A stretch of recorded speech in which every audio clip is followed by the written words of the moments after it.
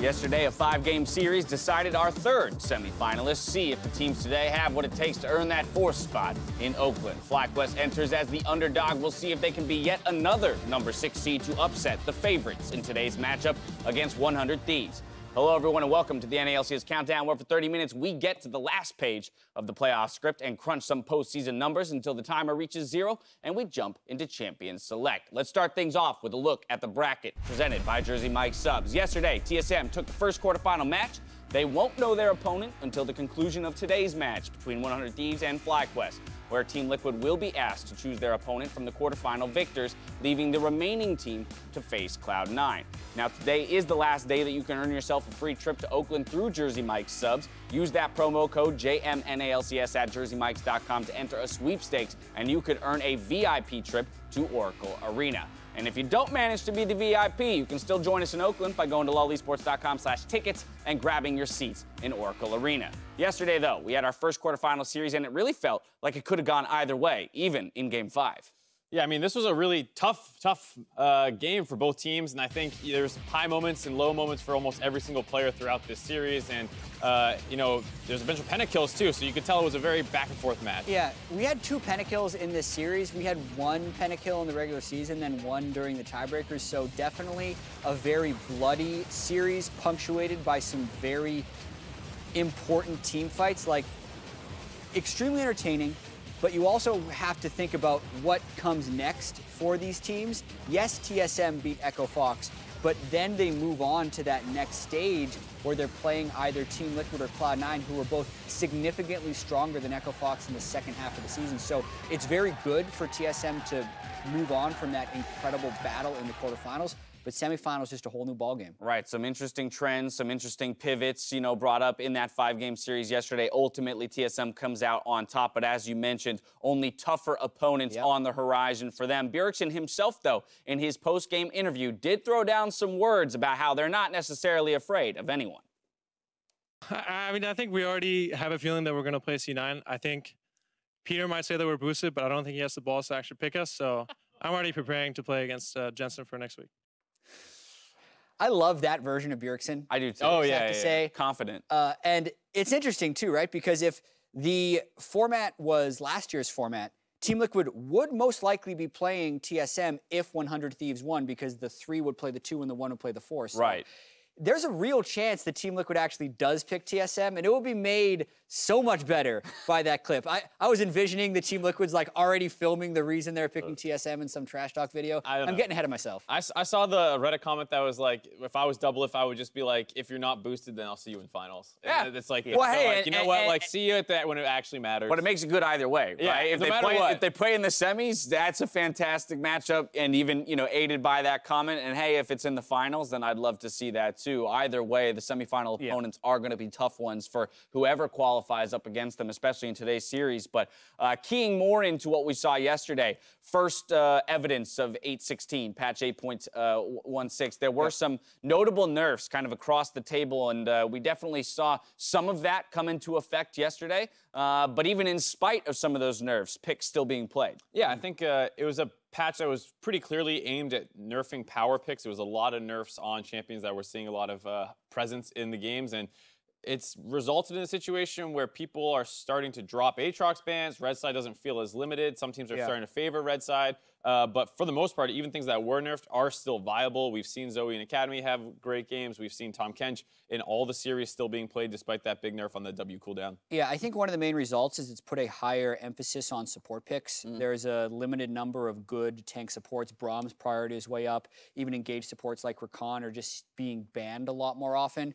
And overall, I do feel like the game is trending more towards tanks and hyper carries. You see part of that pronounced by Kai's really high win rate around the world on patch 8.16. So hyper carries in a lot of ways I think are back, but a lot of it is still unsolved. We don't know whether or not Tom Kench is going to be priority. We don't know if Zoe is going to be priority. And that stuff's going to be really key in the series today. I mean, when we say things are trending back towards tanks, but let's remember that as the series went on yesterday, the top laners, as an example, going to Kennen and Jace eventually, right? So we still kind of are very much all over the board. Yeah, and I think it's the kind of thing, too, where, like, mid lane is very volatile right now in terms of what people think are the best. We see a lot of assassins with things. Akali very clearly still seen as powerful, but outside of that, Jatt. Seems like a lot of options. Yeah, LeBlanc's being played. You can go for more control mages if you want things like the Orion and the Rise. And people tried a little bit of a Zero, didn't look so hot. But I think it's a situation where what works best for your team is really what you should be playing, because it doesn't feel like this power pick is so much better that you should get completely taken off your comfort for it. Well, a bit later on, we'll talk about how this might affect today's series. For now, though, we're going to get final thoughts, or rather on the quarterfinal matchup. Going to send it out to Captain Flowers, Kobe, and Zyrene as we go, though. St. Vicious thinks that if FlyQuest can repeat their early game successes, they can take the series. I mean, obviously people say like flame burst someday because, you know, it's like the two main carries, but I think it's more going to be like bot lane. Like last time, Cody in his game went like 0-6, so I'm pretty sure like Turtle will be able to beat up on him again. We ran the same strat like 4 times in a row in LCS, but that's just because like they just kept giving it to us, so like why not play it, and why show more if you don't have to? So I think that we have enough strategies to like go into this BO5, and we'll be able to adapt. St. Vicious talking about if it ain't broke, don't fix it. We'll see what FlyQuest can bring out today. And while they deserve a ton of praise for their meteoric rise and the wins they found for themselves throughout Summer Split, those wins are hardly win conditions that you can bring into a best-of-5. Yeah, a base race is not a reliable win condition to have, but it did net them multiple wins during the regular season, right? But that's where they kind of had to go, okay, it got us to playoffs, but they had to find a more reliable way to take down the spring finalists in 100 Thieves, because 100 Thieves, they find ways to win games, even if it drags on. Yeah, especially in the late game. We saw that literally in the tiebreaker match, which was basically a preview to this series. FlyQuest got a huge early lead. Wild Turtle solo killed Cody's son almost 3 times all by himself, and yet 100 Thieves still are able to weather the early game. Keen gave over some kills to Ryu Zoe, and that got them through the mid game. Once they get into the late game situation, Aphromoo usually takes over with the shot calling, and they were able to come up with the victory. And despite a split with all kinds of changes, 100 Thieves have managed to keep their spot at the top of the table, like we saw them in spring, as you mentioned. Yeah, spring split, they ended up being second after playoffs. But here, they had to go through all these changes, like you mentioned, Clayton, where they had Funnel as the big strategy, and they were #1 with Cody's son being the person they put all the gold into. Then they had this jungler change, the mage's bottom lane, and they had to swap everything up, and they still ended up in 3rd place, which is very impressive. Yeah, and a lot of it is due to 2 people, right? We talked about Aphromoo a little bit, his consistency for the shot calling, the late game. Every team that he is ever on focuses on the meta game, focuses on objective trading later on, and then Someday, of course. We have to talk about Someday. For this summer, it has been the summer of Someday. He has dominated in the top lane. He has been such a huge carry force for this team, whether they're winning the game at times, you know, playing with little resources, you know, or losing. He has had basically all of it. Well, we're going to see if FlyQuest can pull off the upset versus the #3 seed in not too long. But until then, back to the analysts. Thank you very much, gentlemen. As exciting as these playoff matches will be, we all just want to know what will come of the summer postseason. So let's pull more snippets from the playoff script. Again, found this backstage, and I figured I would clue you guys into a few things. First up, scandal strikes Smoothie's meteoric rise into the health food market when it's revealed that Uncle Smoothie's old-timey holistic health elixirs caused dramatic loss in LP, not as advertised. Yeah, I'd say that's unlucky. I also feel like the Naked Juice Company might have like something against A few that. lawsuits headed Smoothie's way. I don't know. I saw the picture of it yesterday. It looked strikingly similar to the boosted smoothie. You notice some similarities? Yeah, I thought maybe it was. How many of those boosted smoothies do you drink on average? Not that many, actually. Okay. How many boosts you paying for? All right, I found one that I kind of liked, actually. As an incentive to win the summer finals this time around, Nadeshot offers the reverse of what happened last split. Instead of fresh new kicks for securing the semifinals, he threatens to buy the team 100 Thieves branded Crocs if they fail. So these will still be unavailable for purchase. Unfortunately for the average person at home, still no merch. What's more effective I hear they're only motivator? putting half a shoe available in the store, so the button just starts sold you out. just choose left or right Croc. That's all you get. Still not convinced anyone will buy those. You'll never get the set. I don't know, man. You'd be surprised, I think. People who buy Crocs swear by them. As right. Like, they're so comfortable. It's like, I'm still not putting them on. Would you be motivated? They're actually not that Would you be more motivated to win a series by getting a pair of Yeezys if you win, or getting a pair of Crocs if you lose? I wear literally. You can just choose not to wear shoes. What's the greater motivator? And Jatt chooses to go shoeless. I have more than one pair of shoes. After the look lives, we got the next one from last week. Pobelter files a restraining order. As you can see, the look lives maybe went a little far. A little in violation of privacy against the NALCS cameraman that took these shots. But then they reconnect when they realize that they have a shared hatred of Mark Z. Yeah, Who most doesn't? people do. I think he's really the I mean, person again, who there's brings the us real all through together. line here, and I follow that logic. Yeah. That's a I good agree. mustache. This is a good script. Yeah, well, I'd probably like that version of Mark Z more, but With I the don't, you know, horns and yeah, stuff. with the mustache, Yeah, but less I don't evil. see, you know. I'll come in next week. I'll work on it. Okay, fair There's a enough. Costume shop. Next up, Darshan looks to consolidate his power in the Players Association by declaring himself president for life. That's an interesting one. I didn't know you could do that. Yeah. But I guess the Players Association runs by the Did no one else show up for that rules. vote or something? I don't know. Probably it. I believe it. Feels All like right, it. man. I'm not voting on I the like whole it. thing. Hey, he's just Well-dressed. asserting his dominance, he's Yeah. ruling with authority. Makes sense. There's right? no better candidate, so why not? Exactly. For life. Anyways, finalized. I saw the final kind of note that we had here. Oh, yeah? And after establishing himself as the heart and soul of the NALCS countdown, fans demand that Joel takes over the hosting duties, kicking the What? no Oh, talent interesting. hack Dash to the curb. That doesn't. When's that going to happen? And also North That's in the America script? win Worlds, which huh. I Oh, get to that's that rude line. as hell. Who wrote this? I think I'm on board with all of Are those you things. serious? the NA winning Worlds is kind of wrong. Show your face. Who is that? Sorry, guys. Joel? Sorry, it's the first draft. Let me. Oh, it's Joel. Yeah. Oh, what do Of you all know? people. He's in cahoots. Yeah, it's the first draft. Just give me a sec. I gotta work on it a Is that little bit more. yeah, afraid better be a first draft. There's some Give me a couple editing to use. backspaces in You need there. to make it a Rewrite little that more ending, believable friend. about the NA winning Worlds part. That's probably the least believable part I read in anything you just said. It's Is more the NA believable winning that world? Joel takes Dash's spot than NA wins Worlds. That's I If don't I had like a that. bet. Yeah, I think I NA, will. prove them wrong, please. All right, time for us to take a break. When we return, Jatt probably has a new Jatt Stats jingle, and CLG's Darshan joins us to break down the quarterfinal matchup. All that and more after the break.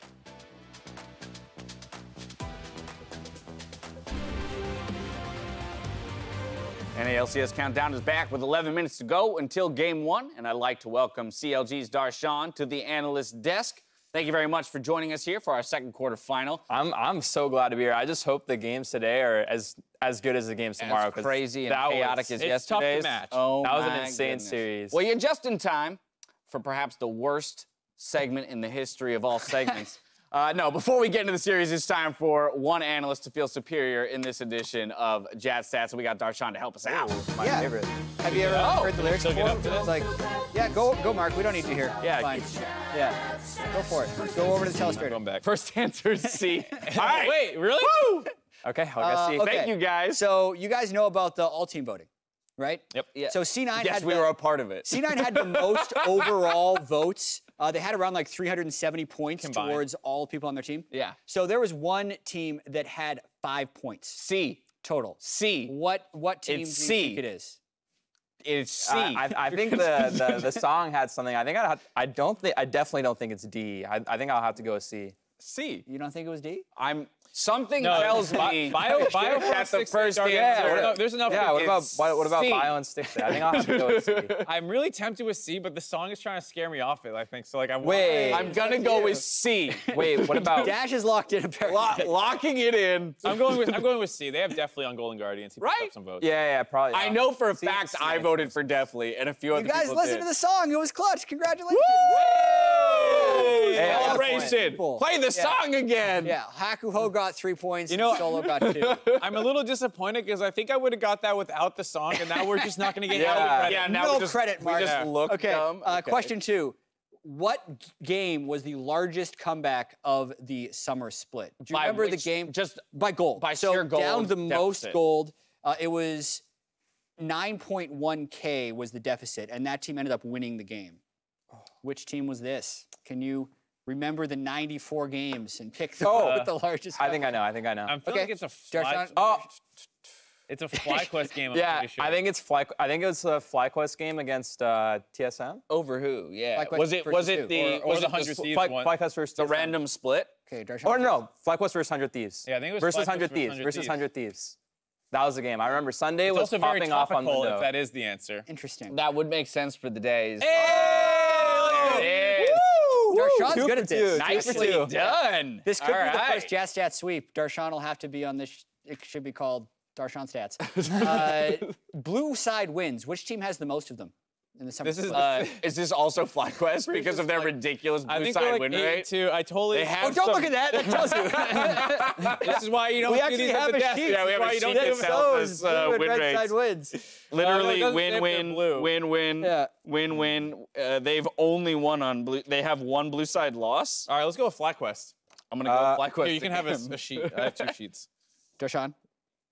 I'll go TL. I'll mix it up. Okay, they are the first place team. That would make sense too, actually. It's close, 100 Thieves. I was gonna say 100 So I was thinking this 100 sheet Thieves. does show you blue side, red side. Yeah. Oh, but is that just what have it to does? add That's up the the blue blue is. side Did you games. not know that? Well, it's Yeah. because all We've the been looking at these sheets. I didn't want to No, cheat it's with the the sheet. sheet. because all the red side games are losses, so I thought it was just coordinating Yeah. loss as that color. I want to thank Riv for making these sheets and good- By the also way, yeah, big for shout out. literally giving you the answer in front of you. And I didn't want to cheat. We got it right. I looked at it for a second, but then I was Yeah. like, no. Why he's the Thank you. president. I'm Thank you, still Darshan. impressed. integrity. 2 wins, 1 loss on that edition of Jatt stats. Better win rate than my LCS record, so. All right, ahead so of far. today's series, let's listen in on FlyQuest and 100 Thieves, a back-and-forth tiebreaker which determined their quarterfinal matchup. Okay, so we want team fights to be as long as possible. They want to go fast. We want to go as slow as possible in team fights and just keep them in front of us with like Ezreal, Zoe poking. Oh, go. Hey, we need go. I got him. He's dead. Careful. We killed bot. I got 3v3 top. 3v3 top. 3v3 top. Try to get out. Hey, try to get out. No, we let's flash. Yo, Brahman's moving. He's far though. I got. Nice. I'm block. Yeah, I'm going. Hey, prepare. I'm coming. He's going for it. Look, go. Oh my god. Hey, hop. We can turn. We can back off. Let's go mid. Oh, you're going? Okay. Careful, Hop. Hey, I can come. Kill Rumble. Don't back, okay? Yeah. No flash, please, son. Q1. Oh, it's fine. Okay, my bad. I took it there. That's okay, bro. Just make sure you tell us you're going. You guys can fight the pit. You guys can fight in the pit. Hey, kill GP kid. You guys can kill. Yeah, they're coming over here. Got. Get out after. Get. Oh. You can kill. Okay. Yeah, pit. Are you exhausted? I need help. Take it slow. Come in. Nice. Kai, you guys got it. Very slow push. You go Beres. Fizzy. He's a piece. No flash. Yeah, kill side. No flash in the end. 3, 2. I was gonna go 3, 2, 1. I got it. Nice. Okay, let's go. He's setting a TP. Something. GP in sync. Oh my god, I'm so sorry, guys. It's okay. That's fine, bro. Well, unlike our matchup yesterday, expectation around today's quarterfinal are less variable as the number 3 seed 100 Thieves are the clear favorites. Yeah, and also it does have a little bit of deja vu to last year's quarterfinals when we remember the 3rd and the 6th place teams played a tiebreaker game because they actually ended the season at 10-8, and then one team went 2-0. Their name was TSM. Another team went 0-2. Their name was Clutch. And we walked into the series thinking, wow, this team's a huge favorite. That is kind of how it feels with 100 Thieves right now because the recency shows us that FlyQuest lost both tiebreaker games, including the tiebreaker game they played against 100 Thieves. But I definitely don't think it is that solved since they did both end the regular split 10-8. Okay, so how does FlyQuest clutch it out today? I think I'm looking at a lot, like the Tom Kench pick in terms of picks is a huge thing I'm looking at because they did so well at that champ. I mean, even remember playing against them, they had like the best Tom Kench ports out of any team.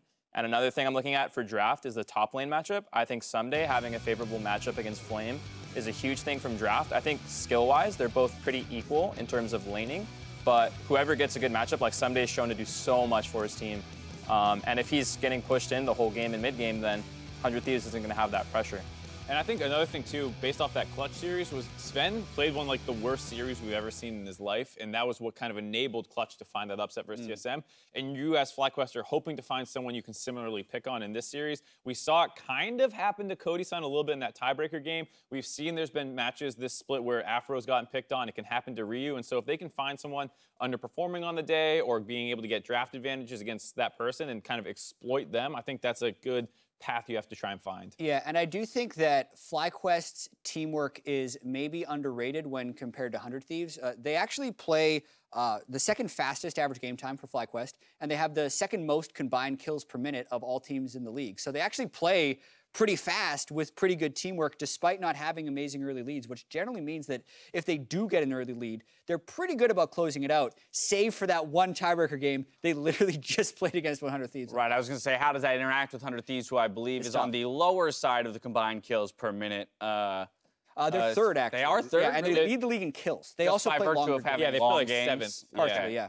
All right, well, after the tiebreaker match versus FlyQuest, it's hard to bet against 100 Thieves, though, because as you mentioned, the early lead was built for FlyQuest. 100 Thieves still mounted the comeback. Yes. And it feels like 100 Thieves even feel that way a little bit, because Cody's son, in an interview after that match, said, you know, even if, you know, I went 6-0 on Ezreal, or 0-6 on Ezreal, basically, and I still won that game. So I feel pretty confident going up against them in quarterfinals, because as long as I don't do that again, we should be able to win this series pretty easily. So it does feel like even 100 Thieves are kind of buying into that storyline a little bit. I think I'm going to be looking at that Wild Turtle versus Cody Sun lane a lot, because I think if Wild Turtle can, like, again, pop off, if Cody Sun goes 0-6, I think FlyQuest could actually carry that over this time. I think they made a lot of mistakes in their loss, and I don't expect the same thing to happen on stage. Another person I'm really looking at is Keen. This whole split, I think he's had a lot of underwhelming games and team fights, and I think FlyQuest really needs him to step up for them to do better. Yeah, and I feel like even though I do credit FlyQuest teamwork for being very good, I think 100 Thieves teamwork is often the best in the mid and late game as far as vision control and finding the right initiations. So where do you consider 100 Thieves to have an advantage in? Like, at what point are you willing to say, this is a comfortable position for 100 Thieves, I'm confident they'll win? 3-0. Like, that's the point. I'm not super confident in either way for this. I do feel like they have more flexibility than FlyQuest and a slightly better mid and late game. So I'm thinking they're the favorites in this matchup. For sure. Okay, cool. That's what I was driving at, the idea that mid and late game is where 100 Thieves, you feel, has the advantage. So going into mid game, behind, are they still good, right? Like, is there a metric by which you're saying, oh, I'm actually still comfortable with 100 Thieves being at a deficit at 20 minutes, but only by this much? No, I think if FlyQuest has a lead at 20 minutes, I'd think they'd have the edge in the game. Okay, fair enough. Yeah. What are the win conditions then for our last quarterfinal matchup of this postseason? Mark, we're going to start with you. Yeah, a lot of talk kind of indicates where I'm going with this. Starting with someday on the top side, the Rumble has been huge for both teams. I want to see that kind of power picked away, or you have some kind of counter picks prepared for those power picks that both sides are probably going to be reaching for. Comfortable champ for Ryu. I agree on the point that Keen has been underperforming, but with how the meta is right now, like, I'm still fine with Ryu playing Zoe or something like that if that's what he's most comfortable on. And I think that's one of the biggest advantages in the whole series, actually, surprisingly, even though we didn't touch on it nearly as much. And then control bot in the game, because I am concerned about Wild Turtle. So if you need to send your resources down bot lane, this is what they did a lot in spring with Meteos and Aphromoo combining together, kind of do that again here. And then ban the spam. FlyQuest loves picking the same stuff over and over and over again. Tom Kench Braum. Ban whatever's working as fast as you can in the series. All right, Jatt, on the flip side, FlyQuest. I will say that even though yesterday we saw TSM play red side 5 times in a row, blue side is really, really important. We saw FlyQuest had the most 100 Thieves had the most wins on blue side. FlyQuest about the second most wins on blue side. I think it's very important that Flame neutralizes Someday. This is either in a CS advantage early game or just matching him, because Someday has been such a large part of 100 Thieves wins. And then this next point, if Flame goes tanky, then Keen's got to bring the damage, or if Keen plays Galio, that opens up Flame to have damage. But the main point of this is I think they only win with traditional teamfighting comps, which is like double or triple frontline and some hyper carry threats in the back. And there you either need Ryze or a better teamfighting comp, since Ryze is kind of the one champ that I think can break out of what is looking a lot like a teamfight meta because of how well he can play 1v1s in the side lane. So I think to some degree then the question becomes about how many different strategies does FlyQuest have? Because you talk about this idea of banning the spam, and we have seen that FlyQuest on a few picks in particular. Super competent team with leads. They know how to play it out from that 15-minute onward point.